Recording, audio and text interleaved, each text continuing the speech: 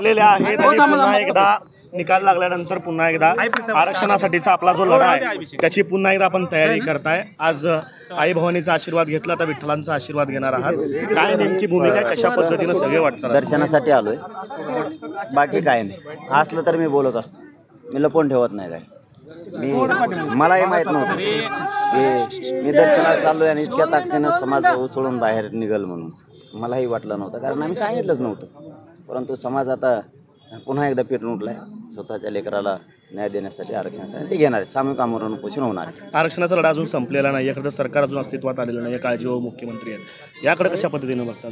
नाही होईल ना, ते केले शुद्धम खाते नाही, इतके खटाटोप काय हलकाला ते येणार, कुणीतरी येतेनच, आम्ही बी येणार, पुन्हा उपोषण करणार, आम्ही सोडणार नाहीत। बहुतेक अशी शक्यता आहे मुंबईतसुद्धा आमरण उपोषण होऊ शकतं, मुंबईतसुद्धा होऊ शकतं। सामूहिक तसं तर फायनली आमचं की अंतरवालीतच सामूहिक उपोषण करायचं, घराघरातले मराठी हे अंतरवालीतच येणार आहेत ते सामूहिक उपोषण। तुम्ही म्हणतो पण मुंबईतसुद्धा होऊ शकतं। देवेंद्र फडणवीसांनीच आरक्षणाची वाट लावली असं तुम्ही मागच्या उपोषणाच्या वेळेस अनेकदा म्हणतात, तेच मुख्यमंत्री होण्याची शक्यता पुन्हा एकदा बदलत आहे। ते जर मुख्यमंत्री झाले तर पुन्हा आरक्षणाची वाटचाल कशा पद्धतीने असणार आहे? सगळे कोणी आलं तरी मराठ्यांपेक्षा मोठं कोणी नाही या राज्यात, कोणी पण येऊ दे, आम्ही सज्ज आहेत ना, कोणी पण येऊ दे, आरक्षण घेणार ओबीसीतूनच।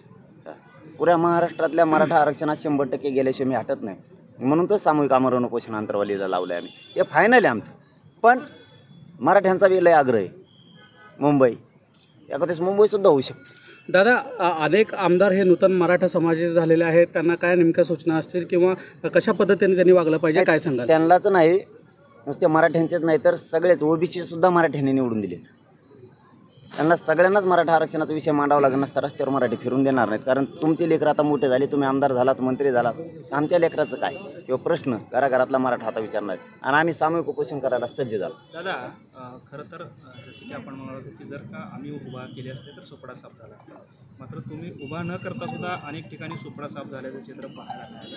विशेषतः सोलापूर जिल्ह्यामध्ये बार्शी, माढा आणि करमाळा या ठिकाणी मोठा फटका एकंदरीत बसलेला पाहायला मिळाला, काय नक्की चित्र असू शकतं? आता नाही, ज्या गोष्टी केल्या नाहीत त्याला छाती बडायची सवय मला नाही, मी आणि माझा समाज मैदानातच नाही, त्यामुळं दोरी पूर्ण मराठ्यांच्या हातात होती। मालक तो होता, त्यालाच ठेवलं, कोणाच्या दावणीला मी मराठा समाजाला बांधलं नाही, कारण त्या समाजाला मी मायबाप हे शब्द वापरतो।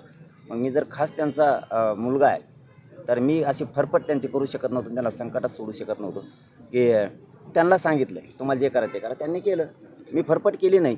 माझा ऐकतोय म्हणून मी याचं काम करायला सांगितलंच नाही मराठा समाजाला, मोकळा सोडला मराठा समाज। त्यामुळे कोणी पडलं कोण आलं मी मैदानातच नाही आहे, मग पडलं लगेच म्हणायचं मायामुळं, मी त्यात मोडत नाही, मी मैदानात असतो ना, समीकरण जर जुळलं असतं ना सोपडा सापच केला असतं, 100% सांगतो तुम्हाला। दादा, खरं तर अनेक वेळा मनोज दादा सोलापुरात येणार म्हणलं की हे चौक अनेक वेळा भरलेलं होतं, मात्र आज कुठेतरी परिस्थिती वेगळी दिसते, तरुणांची आणि समाजातील लोकांची संख्या कमी दिसते कुठेतरी। आता आम्ही म्हणतो दर्शनाला चाललो होतो आणि तुम्हाला दाखवायची का पब्लिक? मग